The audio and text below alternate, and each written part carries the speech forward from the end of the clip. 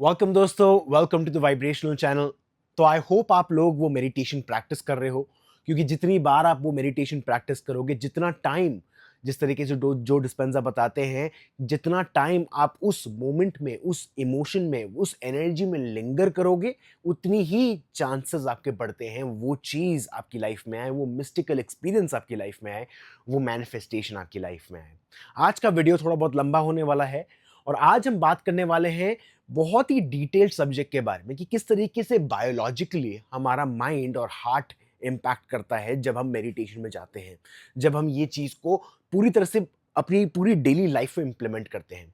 तो डॉक्टर जो डिस्पेंजा बोलते हैं कि काफ़ी सारे लोग जो बिल्कुल अपनी लाइफों को चेंज लाते हैं, वो सिर्फ वो मेडिटेशन के थ्रू नहीं लाते और वो अपना मेडिटेशन पूरे दिन में एक्सपैंड करते हैं। मतलब अगर आपको ऐसा लगता है कि आप वही सेम पैटर्न में जा रहे हो, वही सेम गलतियाँ कर रहे हो जो आपका पुराना सेल्फ करता था, वही सेम थॉट बिलीफ सिस्टम पकड़ के बैठे हो, तो उसका मतलब कहीं न कहीं आप अपने पास्ट में अटके हुए हो। आपको अपने पास्ट को छोड़ना पड़ेगा और अपने फ्यूचर में आना पड़ेगा। एक नया सेल्फ बनना पड़ेगा। उस नया सेल्फ करने के लिए हमको एक रिवर क्रॉस करनी होती है। अब ये रिवर जो है, इसको हम बोलते हैं रिवर ऑफ चेंज। अब ये रिवर ऑफ चेंज जो है, थोड़ी बहुत गहरी हो सकती है, थोड़ा बहुत ठंडा पानी हो सकता है इसका, थोड़ी बहुत जो टेरेन है यहाँ पर नीचे, जो पत्थर कंकड़ पता नहीं क्या क्या नीचे पड़ा हुआ है, उसको चलकर हमको उस तरफ पहुंचना है। तो जैसे आप चलने लग जाओगे या तैर के उस तरफ जाने लग जाओगे, आपको लगेगा कि नहीं यार, ये मेडिटेशन बहुत लंबा है, नहीं, मेरे को लगता है कि डॉक्टर जो डिस्पेंजा का प्लान काम नहीं करेगा, ये जो मेडिटेशन है ये काम नहीं करने वाले, मुझे कुछ नया कोर्स जान पकड़ना चाहिए, मुझे कोई नई बुक लेनी चाहिए। बट मैं आपको बता रहा हूं दोस्तों कि अगर आप ये पूरी तरह से फॉलो करते हो ये कोर्स, इसके अलावा और कोई चीज़ की ज़रूरत नहीं है। मैंने बहुत बहुत बहुत रिसर्च की है हर एक चीज़ में। आप रिलीजन को पकड़ लो, आप साइंस को पकड़ लो, अलग अलग बुक्स पकड़ लो, अलग अलग मैनिफेस्टेशन बुक्स पकड़ लो, एट द एंड देखा जाए तो हर एक चीज़, हर एक पर्सन एक ही चीज़ बोल रहा है। आप ज़रूर कोई अलग टॉपिक ले सकते हो, कोई अलग सोर्स ले सकते हो जिस जहाँ से आपको इन्फॉर्मेशन सही तरह से समझ आती है। बट अगर आपको प्रैक्टिकल वे चाहिए, तो आपको मैं इस तरीके से बता रहा हूँ। मैं नहीं बता रहा, एक्चुअली डॉक्टर जो डिस्पेंजा बता रहे हैं, मैं उनका सिर्फ और सिर्फ फॉर्मूला, उनकी सिर्फ और सिर्फ इन्फॉर्मेशन आप लोगों के साथ शेयर कर रहा हूँ। हमारा काम ये है कि इस जगह से जाकर, इस पॉइंट से जाकर हमको यहाँ पर आना है। अब यहाँ पर जब आएँगे हम, ये रिवर क्रॉस करनी पड़ेगी। अब ये रिवर क्रॉस करनी थोड़ी बहुत ईज़ी नहीं है, कहीं न कहीं हमको डिफ़िकल्टीज़ आएगी, कहीं न कहीं हमको रुकावटें आएँगी, हमको उसको क्रॉस करते हुए जाना है, हमको अपनी खुद की लिमिटेशंस को क्रॉस करते हुए जाना है। डॉक्टर जो डिस्पेंजा बताते हैं कि जब कभी उन्होंने रिमिशंस के बारे में सुना था कि कैसे-कैसे लोग अपने कैंसर 1 दिन में ठीक कर देते हैं, 1 हफ्ते में ठीक हो जाते हैं। वो इतने स्टेज 4 कैंसर ऑटोमैटिकली ठीक हो जाते हैं। ये तब की बात है जब इन्होंने सेमिनार देना चालू किया था। ये टीचिंग से खुद उन्होंने उन्होंने उसके बारे में सीखा था और वो सिखाना चाहते थे। और सिखाना क्यों चाहते थे? क्योंकि उनकी लाइफ में खुद ऐसा हुआ था। उनका एक्सीडेंट हुआ था, वो साइकिल चला रहे थे, पीछे से गाड़ी आई, वो उड़ते हुए गए, उन्होंने अपनी पूरी की पूरी रीढ़ की हड्डी तोड़ दी और उसके बाद डॉक्टर उसको बोलते हैं कि आप कभी भी नहीं चल पाओगे, आपको ये ऑपरेशन करना पड़ेगा, इतने महीने लग जाएँगे आपको रिकवरी में। और उन्होंने बोला कि चलो ठीक है। और उन्होंने थोड़ी बहुत रिसर्च करना चालू की। उन्होंने देखा, सुना, बहुत सारी न्यूज़ पढ़ी, अलग-अलग आर्टिकल्स पढ़े कि कैसे लोग मेडिटेशन के थ्रू ये सब चीज़ें ठीक करते हैं। तो उन्होंने बोला कि चलो कोई बात नहीं, मैं इसके थ्रू करने की कोशिश करता हूँ। वो बार-बार, बार-बार, बार-बार वो मेडिटेशन प्रैक्टिस करते रहे। कुछ ही टाइम में उनकी रीढ़ की हड्डी ऑटोमैटिकली ठीक हो गई, वो चलने लग गए और आज के टाइम पे उसके बाद उन्होंने ये डिसाइड किया कि यही इन्फॉर्मेशन अब वो लोगों के साथ बाँटेंगे। वो उनकी लाइफ़ का मिशन बन जाता है और उसके बाद ये चीज़ सिखाने लग जाते हैं और वो क्या करते हैं, हर एक वीकेंड को वो क्लासेस रखने लग गए ये इन्फॉर्मेशन सिखाते हुए। कुछ 1 साल बीत जाता है, कुछ भी ज़्यादा चेंजेस नहीं आते, लोग वही तरीके से बिहेव कर रहे हैं, वही। हाँ, ऑफ कोर्स मेडिटेशन करने के बाद लोगों को एक अच्छी फीलिंग आ रही है, बट कोई चेंज नहीं आ रहा। फिर वो नया-नया कोर्स लाते हैं, लोग बोलते हैं कि सर मेरे को हमको एक नया कोर्स दो, एक नया कोर्स दो। वो नया कोर्स लाते रहे, लाते रहे, लाते रहे, फिर भी उसके बाद कोई चेंज नहीं आया और एक टाइम ऐसा आया उनके पास कोई नई इन्फॉर्मेशन बची नहीं लोगों के साथ शेयर करने के लिए। फिर भी लोग उनको बोलते रहे कि नया कोर्स लाओ। तो एक दिन वो गए, बोला कि चलो पता नहीं क्या बात करूँगा आज मैं, आज सेमिनार है, आज शाम को पता नहीं क्या बात करने वाला हूँ मैं। और वो मेडिटेशन करने चले गए और वो मेडिटेशन करते हुए इतना डीप गए और उनके पास अचानक से इतनी इन्फॉर्मेशन डाउनलोड हुई अपने माइंड में और उसी इन्फॉर्मेशन के साथ वो लोगों की वो मेडिटेशंस चेंज करने लग गए। उसी इन्फॉर्मेशन के साथ उन्होंने अलग-अलग चीज़ें, अलग-अलग इन्फॉर्मेशन लोगों के साथ बाँटने लग गए और फिर उसके बाद उनका जो जो सेमिनार है वो स्ट्रक्चर चेंज होने लग गया। एक वीकेंड की जगह Thursday, Friday, Saturday, Sunday, Monday 4, 5, 6 दिन तक चलने लग गया और उस इवेंट्स में उन्होंने अलग-अलग टेक्नोलॉजी अपनाई। उन्होंने हार्ट मेजरमेंट टेक्नोलॉजी अपनाई, अपने ब्रेन मेजरमेंट्स टेक्नोलॉजी अपनाई, जीन्स कैसे मेजर करते हैं वो टेक्नोलॉजी अपनाई। अलग-अलग तरीके से उन्होंने ये टेस्ट किया और उन्होंने नोटिस किया कि टेलोमेर्स होते हैं। अगर आप डीएनए देखोगे लोगों का, तो ये डीएनए का एक अलग सा मैंने डायग्राम बनाया है। यहाँ पर डीएनए के एंड में छोटे से टेलोमेर्स होते हैं। अब टेलोमेर्स नाखून जैसे होते हैं, वो धीरे-धीरे बढ़ते हैं, बालों जैसे होते हैं, धीरे-धीरे बढ़ते हैं। अब ये जो टेलोमेर्स है, साइंटिस्ट इनको देख के बता सकते हैं कि एक पर्सन की एज कितनी होगी, कि कितना लंबा जिएगा एक पर्सन, वो देख के बताते हैं। अब उन्होंने नोटिस किया कि इस टेलोमेर्स के थ्रू वो नोटिस कर सकते हैं कितना पर्सन जीता है, कैसी उनकी लाइफ क्वालिटी बढ़ती है। जैसे वो नोटिस करने लग गए और जैसे-जैसे लोग मेडिटेशंस करते रहे, उन्होंने नोटिस किया कि ये जो टेलोमेर्स है, कुछ-कुछ लोगों में बहुत जल्दी बढ़ने लग गए। एक दिन में, एक मेडिटेशन में इतना ज़्यादा बढ़ गया और वो इस चीज़ को देख के हक्का-बक्का रह गए। वो हैरान हो गए कि कैसे हो सकता है। उन्होंने यही same information university of California के एक साइंटिस्ट के साथ शेयर की। उन्होंने बोला कि ऐसा हो ही नहीं सकता कि ये एक बारी में बढ़ जाए।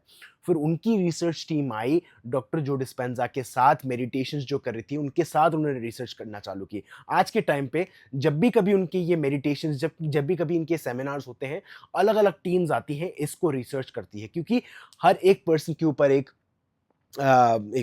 इंस्ट्रूमेंट होता है, पता नहीं उसका इंस्ट्रूमेंट का साइंटिफिक नेम क्या है, वो इंस्ट्रूमेंट लगाते हैं और वो मेजर करते हैं कि उनकी ब्रेन की वेव्स क्या है, उनकी हार्ट की वेव्स क्या है, क्या एनर्जी इमिट कर रही है उनकी बॉडी। वो सारी चीज़ें मेजर करते हुए वो देख सकते हैं। इतनी सारी रिसर्च है आज कि लोगों ने अपनी एज बढ़ाई है। लोग जो चल नहीं पाते थे वो चल पा रहे हैं, जो देख नहीं पाते थे वो देख पा रहे हैं, जिनके पास कैंसर है वो एक बारी में ठीक हो रहा है।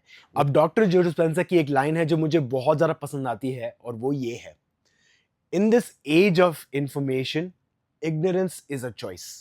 मतलब एक ऐसी एज में, एक ऐसे टाइम में जहां पर इंफॉर्मेशन इजीली अवेलेबल है ऑनलाइन, आज आप खुद अपना बिजनेस चालू कर सकते हो। सब इंफॉर्मेशन है यूट्यूब पे। आज अपना खुद का मेडिटेशन कोर्स लॉन्च कर सकते हो। आज अपना खुद का यूट्यूब चैनल लॉन्च कर सकते हो। हर एक चीज कर सकते हो। आज इतनी ज्यादा इंफॉर्मेशन अवेलेबल है और अगर आप फिर भी वो चॉइस नहीं लेते और मतलब अगर आप फिर भी एक्शन नहीं लेते तो वो एक चॉइस है। मतलब इग्नोरेंस जो आप इग्नोर कर रहे हो वो सिर्फ और सिर्फ चॉइस है। तो उस पॉइंट को याद रख के आप ये देखिए कि अगर हम वही तरीके की थॉट डालते हैं, वही तरीके की चॉइस लेते हैं, वही तरीके से बिहेव करते हैं, वही तरीके से एक्सपीरियंस आते हैं हमारी लाइफ में, जिसके कारण वही सारी फीलिंग आती है और वही सेम फीलिंग, वही सेम थॉट ट्रिगर करती है, तो क्या नया चेंज आया आपकी लाइफ में? क्या नया चेंज आया? कुछ नया चेंज नहीं आया क्योंकि नथिंग चेंजेस विदाउट चेंज। मतलब चेंज करने के लिए चेंज करना ही पड़ेगा। अगर आपको चेंज कर लानी है आपको अपनी बाहर की दुनिया में, तो अपनी अंदर की दुनिया में चेंज लाना ही पड़ेगा। तो इसका मतलब ये है कि अपना एक न्यू थॉट निकालना पड़ेगा, एक नई थॉट निकालनी पड़ेगी, एक चैलेंज करना पड़ेगा अपनी थॉट को कि ऐसी भी थॉट हो सकती है। कभी भी आपको किसी की बुराई करने की इच्छा करे तो 1 सेकंड रोको और ये सोचो कि इस पर्सन में अच्छाई क्या है। वो चैलेंज किया आपने अपनी थॉट को। तभी एक ऐसी चॉइस लो जो आपके लिए इजी नहीं है, जो आप कभी भी करते हुए नहीं आए हो। आज शायद जल्दी सोएंगे, आज शायद जल्दी उठेंगे। एक नई चॉइस, एक नया बिहेवियर लॉन्च करेंगे, एक नया बिहेवियर पैटर्न निकालेंगे जहां पर वो हमारे ओल्ड पर्सन से डिफरेंट है और एक नया एक्सपीरियंस क्रिएट करेंगे अपने लिए, खुद के लिए। अपने आप को एक ऐसा गिफ्ट देना है जिसके कारण क्या होगा, एक नई फीलिंग पैदा होगी, जिसके कारण क्या होगा, अब एक नई थॉट आएगी वही सेम चीज को अटैच करते हुए। तो आप देख रहे हो, एक थॉट ही वो नई पैटर्न निकाल सकता है। कई सारे लोग बोलते हैं कि मैं एक विशियस साइकिल में फँस चुका हूँ, मैं एक ऐसी साइकिल में फँस चुका हूँ जहाँ से मैं निकल नहीं सकता। मेरे को इस साइकिल से बाहर निकलना है। उस साइकिल से बाहर निकलने का सिंपल रीज़न ये है कि आपको एक नई साइकिल क्रिएट करनी पड़ेगी। अगर आपने देखा होगा, एक रिंग जो होती है, वो राउंड होती है। अगर आप उस रिंग से बाहर निकलना है तो आपको क्या करना पड़ेगा? आपको उसको स्प्रिंग बनाना पड़ेगा। आपने स्प्रिंग में देखा है कि किस तरीके से वो स्पाइरल आउट करती है, वही तरीके से स्पाइरल आउट करना है अपने आप को। अगर आपको ऐसा लगता है कि आपकी ये बिल्कुल ऑटोमैटिकली चेंज हो जाएगी चीज़ और एक बारी में ही, वैसा नहीं होने वाला। आपको एक नई साइकिल क्रिएट करनी पड़ेगी, एक नई थॉट क्रिएट करनी पड़ेगी, एक नई चॉइस क्रिएट करनी पड़ेगी, एक नया बिहेवियर क्रिएट करना पड़ेगा। एक एक्सपीरियंस नया क्रिएट होगा जिसके कारण एक नई फीलिंग आएगी और एक नई थॉट वापस क्रिएट होगी। ऐसे करके हम बाहर निकलते हैं। अब एक और चीज़ ध्यान रखिए कि अगर हम बोलते हैं कि मुझे अपनी लाइफ में एक नई चीज़ लानी है, तो वो नई चीज़ इस चीज़ से तो आने वाली है नहीं, सिंपल सी बात है। अगर हमको नई चीज़ चाहिए हमारी लाइफ में तो हमको एक नया एटीट्यूड क्रिएट करना पड़ेगा और नई पर्सनैलिटी क्रिएट करनी पड़ेगी और पर्सनैलिटी को अगर आप ब्रेक डाउन करो, क्या है सिंपल, आपकी थिंकिंग, आपकी फीलिंग और आपकी एक्टिंग। अब ये जो 3 चीज़ें हैं, ये डॉक्टर जो डिस्पेंज़ा के वीडियोज़ के अलावा भी मैं बताता हूँ कि कितनी ज़्यादा इम्पोर्टेंट है ये चीज़।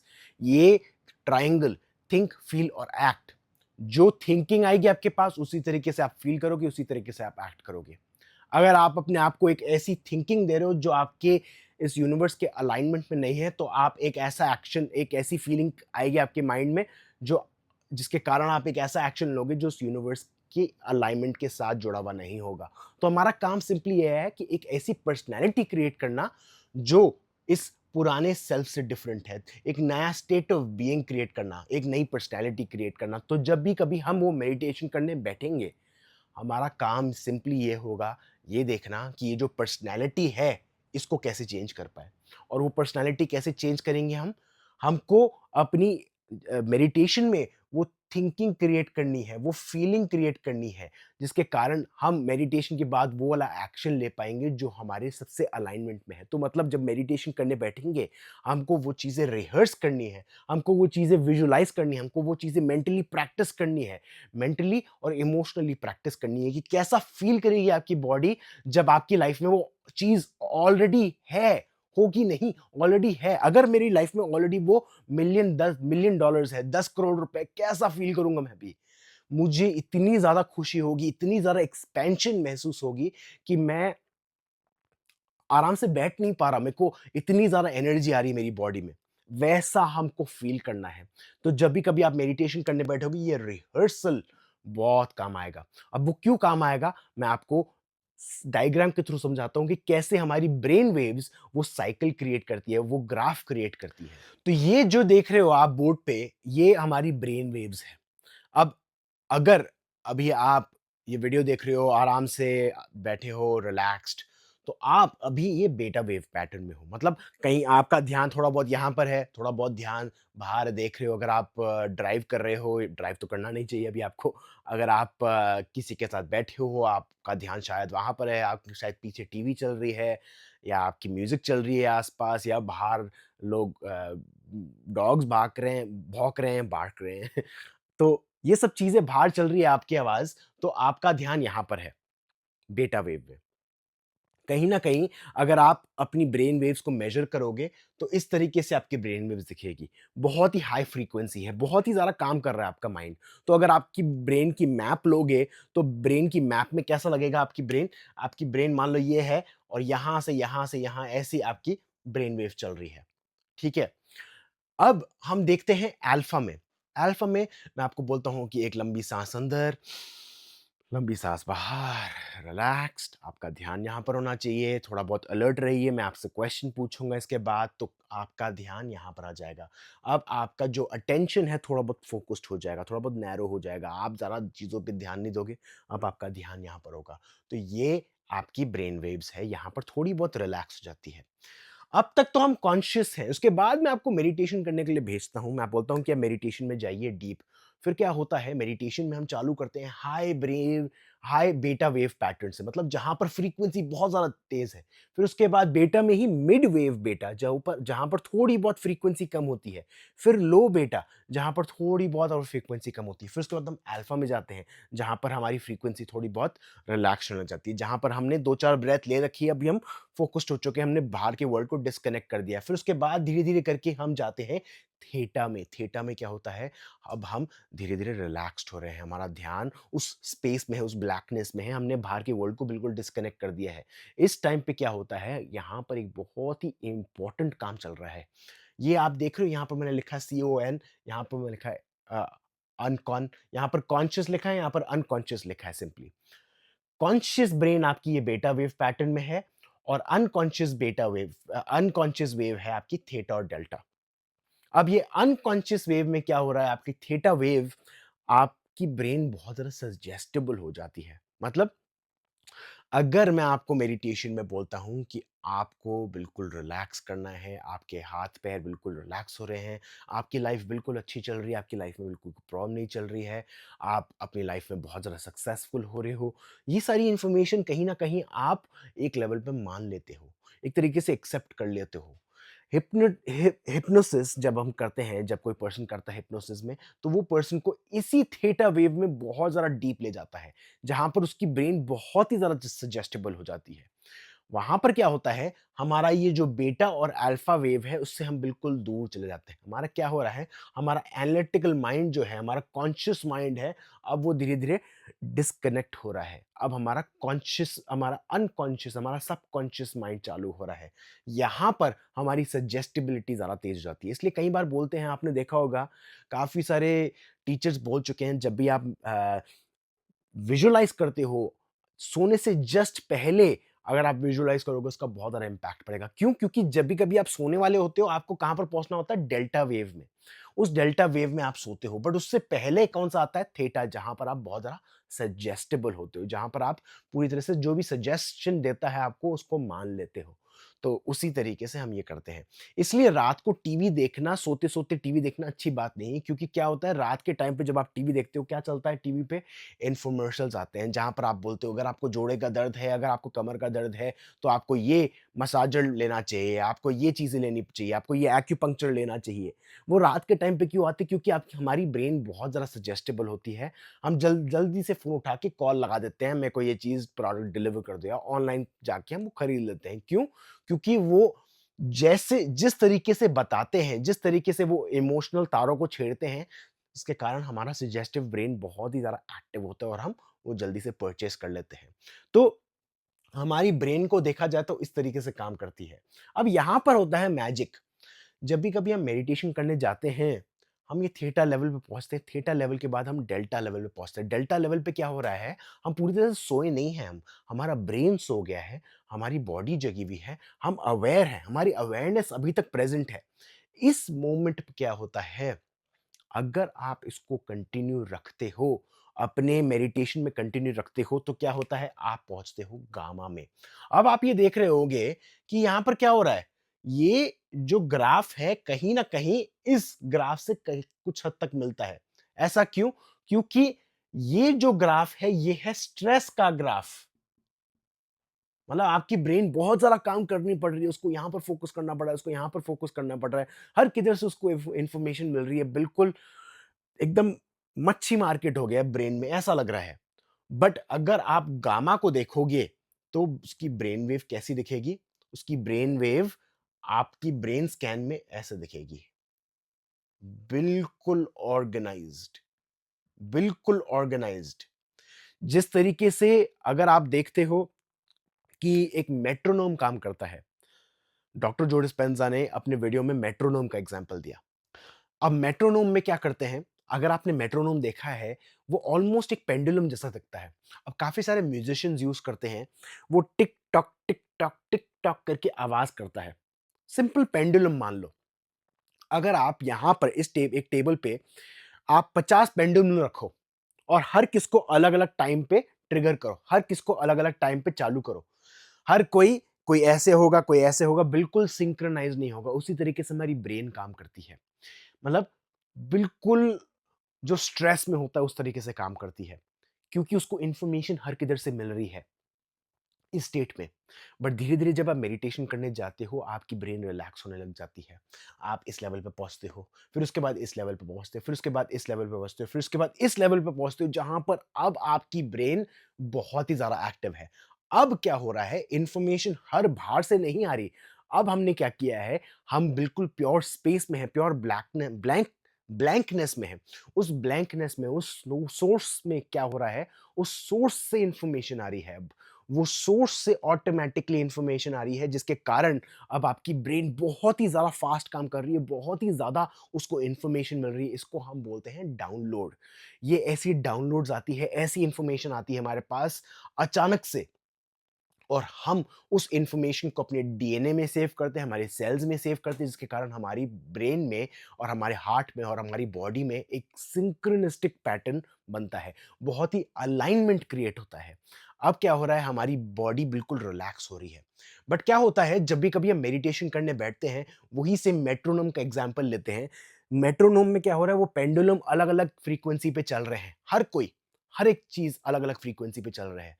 पर जब आप मेडिटेशन करने बैठोगे, आप क्या कर रहे हो, आप अपने आप को सिंक कर रहे हो उस आउटसाइड इंफॉर्मेशन से, उस सोर्स की इंफॉर्मेशन जहां पर बिल्कुल ब्लैकनेस है, जहां पर सिर्फ अनमैनिफेस्टेड है।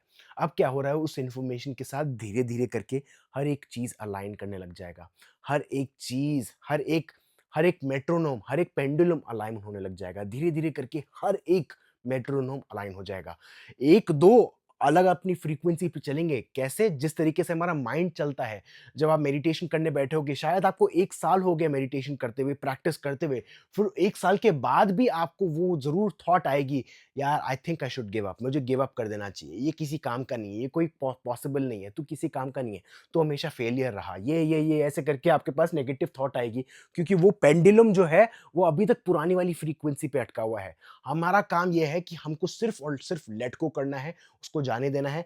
इस यूनिवर्स की इंफॉर्मेशन से वो मेट्रोनोम बाकी मेट्रोनोम से सिंक अप हो जाएगा। एट द एंड क्या होगा, सारे के सारे मेट्रोनोम, सारे के सारे पेंडुलम्स एक साथ काम करने लग जाएंगे, एक साथ सिंक्रोनाइज हो जाएंगे। क्यों? क्योंकि हमारी जो इंफॉर्मेशन आ रही है उस यूनिवर्स से आ रही है। अब इस हाइटेंड स्टेट से, जहां पर हाई फ्रीक्वेंसी आ रही है, हम एक सुपर कॉन्शियसनेस में अब हर एक चीज हील होने लग जाती है हमारी बॉडी में। अगर आपको हेल्थ को देखना है ग्राफ पे कैसे दिखता है, तो ये ऑलमोस्ट ऐसे दिखता है।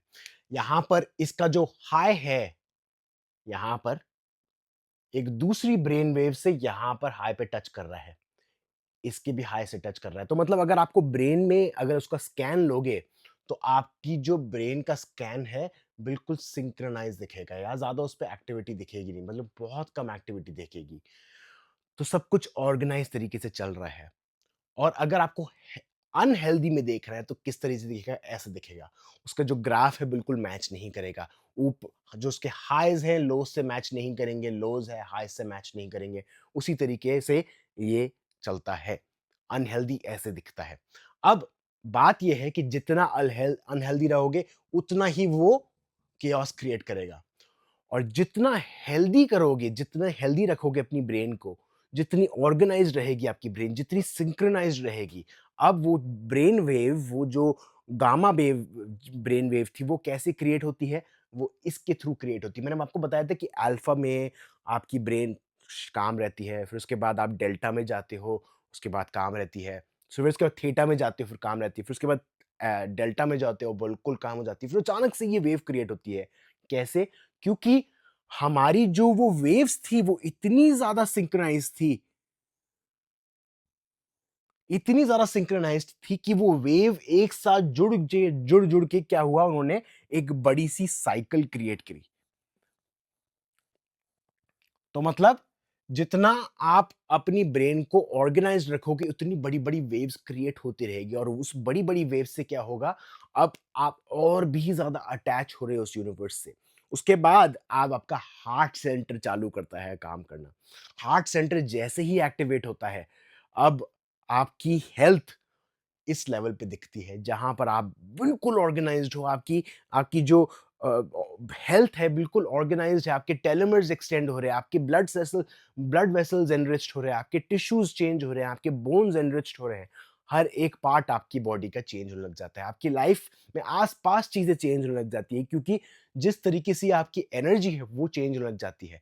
आपका इनर वर्ल्ड अब जैसे ही चेंज होता है, आपका आउटर वर्ल्ड क्रिएट होता है, और जैसे ही आपका आउटर वर्ल्ड चेंज होता है, उसके बाद आपका इनर वर्ल्ड क्रिएट होता है। अब ये आप एक पॉजिटिव साइकिल क्रिएट करते हो। अब जैसे-जैसे हम अपनी ब्रेन को सिंक्रोनाइज़ करते हैं और अपने हार्ट सेंटर को एक्टिवेट करते हैं, एक चीज़ चालू होती है। जैसे मैंने बताया कि आपकी इन्फॉर्मेशन डाउनलोड होती है। वो इन्फॉर्मेशन को डाउनलोड कौन करता है? हमारी ब्रेन का एक छोटा-सा पार्ट है जिसका नाम है पीनियल ग्लैंड। इसके बारे में हम और भी ज़्यादा बात करने वाले हैं आने वाले वीडियोज़ में। बट वो पीनियल ग्लैंड एक्टिवेट होता है और हमारी लिम्बिक ब्रेन, जो हमारी ब्रेन का नीचे वाला पार्ट है, वो एक्टिवेट होता है, जिसके आसपास ही, उसके अंदर ही हमारा पीनियल ग्लैंड है। अब वो चालू होता है, हमारी ब्रेन मान लो इस तरीके से दिखती है। अब ये जो है डायग्राम है, मुझे माफ करना प्लीज, मुझे आती नहीं है ज़्यादा ड्राइंग। यहाँ पर नीचे जो होता है हमारा पार्ट, यहाँ पर है हमारा पीनियल ग्लैंड, और ये पूरा का पूरा एक्टिवेट हो जाता है हमारा पार्ट। अब इससे क्या होता है, अब हमारे पास अलग अलग तरीके से इंफॉर्मेशन आती है, और जितनी इंफॉर्मेशन हमारे पास आएगी उतना हम ट्यून्ड होंगे हमारी इस यूनिवर्सल वाइब्रेशन से। तो मतलब ये एम्पलीफाई होता रहता है, होता रहता है, होता रहता है। इसके साथ हम एक और चीज़ कर रहे हैं। जब भी कभी हम ये मेडिटेशन कर रहे हैं, हम अपनी ब्रेन को सिंक्रोनाइज़ तो कर ही रहे हैं, अब हम अपना हार्ट सेंटर एक्टिवेट कर रहे हैं। हमारे हार्ट सेंटर को उन्होंने मेजर किया, डॉक्टर जो डिस्पेंजा ने। एक पर्सन को उन्होंने फॉलो किया है। उन्होंने देखा कि दिन में वो पर्सन रोज़ 40 मिनट मेडिटेशन करता था, ठीक है? तो दिन भर उसकी ग्राफ जो थी ऑलमोस्ट ऐसी दिखती थी। ये जो 40 मिनट है, ये बहुत ही ज़्यादा हाई फ्रीक्वेंसी के रहते थे। मतलब इसमें उस पर्सन की हार्ट की एनर्जी बहुत ज़्यादा हाई रहती थी, बहुत ही प्योर लव फील करता था ये पर्सन, रोज़ ये प्रैक्टिस करता था, ठीक है? रोज़ 40 मिनट, रोज़ 40 मिनट। फिर क्या हुआ, अचानक से एक दिन, एक और ग्राफ बनता है 45 मिनट्स का। अब ये ग्राफ में बिल्कुल नॉर्मल दिखता है। बट बात ये थी कि ये जो थी ये चीज़, ये चालू होती है एक ऐसे टाइम पे जब ये पर्सन मेडिटेशन नहीं कर रहा था। मतलब कि मेडिटेशन में तो हम ये 40 मिनट अपने हार्ट को एक्टिवेट करते ही हैं। बट इस पर्सन को रात को सोते वक़्त, जैसे वो सोने ही जा रहा था, उसको ब्रश करते-करते अचानक से इतना ज़्यादा लव फ़ील हुआ कि वो अपने आप को कंटेन नहीं कर पाया, अपने आप को बिल्कुल बैठा नहीं पाया। बोला कि मेरे को कुछ करना पड़ेगा यार, मेरे इतना ज़्यादा लव आ रहा है मेरे हार्ट में। तो वो लेट गया और उसने लेट करके सरेंडर किया, बोला कि मैं इस यूनिवर्स को सरेंडर कर रहा हूँ, जितना लव देना है दो, मैं लेने को तैयार हूँ। और उसकी बॉडी ऐसी हील हुई, उसके पास कैंसर था, वो चला गया। एक दिन में चला गया, क्योंकि उसकी बॉडी अब रेडी थी उस लव को रिसीव करने के लिए, क्योंकि उसने अपने माइंड और अपने हार्ट को ट्रेन किया था उस एनर्जी को रिसीव करने के लिए। अब उसकी प्रैक्टिस के कारण अब वो चीज़ ऑटोमैटिकली डाउनलोड होने लग गई। तो ऐसे काम करता है, जब कभी हम ये पीनियल ग्लैंड तो एक्टिवेट कर रहे हैं, उसके साथ अगर अपना हार्ट सेंटर एक्टिवेट करते हैं, हमारी एनर्जी चेंज हो जाती है। तो दोस्तों, ये थोड़ा बहुत लंबा वीडियो है मैं जानता हूँ, बट एट द एंड हमको ये समझना है कि कहीं न कहीं ये इन्फॉर्मेशन बाहर है। ये बाहर है, जो हमको चीज़ें चाहिए, जो रियली चाहिए हमको, वो इन्फॉर्मेशन बाहर अवेलेबल है। हमारा काम ये है कि क्या हम अट्यून कर रहे हैं अपने आप को। जैसे मैंने आपको एग्जांपल बताया था कि रात को अगर एक पर्सन बैठ के टीवी देख रहा है, वो अट्यून कर रहा है उस वाइब्रेशन से, वो इन्फोमर्शियल देख रहा है, चीज़ें खरीद रहा है ऑनलाइन जस्ट बिकॉज़ उसकी ऐड आई, क्योंकि उसकी ब्रेन बहुत ज़्यादा सजेस्टेबल थी। बट जब हम अपने अपने आप को ब्लैंकनेस में ले जाते हैं, जहाँ पर हम अपने आप को बिल्कुल सोर्स से कनेक्ट कर रहे हैं, अब हमारे पास इन्फॉर्मेशन आएगी तो आएगी कौन-सी? वो सोर्स वाली इन्फॉर्मेशन आएगी, जो हमारी बॉडी रियली चाहती है, जो हमारी लाइफ हमसे रियली चाहती है। उसके साथ हम एक और चीज़ कर रहे हैं, हम अपने हार्ट को साथ में लेकर आ रहे हैं। हम अपने हार्ट को बढ़ा रहे हैं, अपने हार्ट की वाइब्रेशन को बढ़ा रहे हैं। उस एलिवेटेड इमोशन के साथ वो चीज़ आनी ही आनी है हमारी लाइफ में।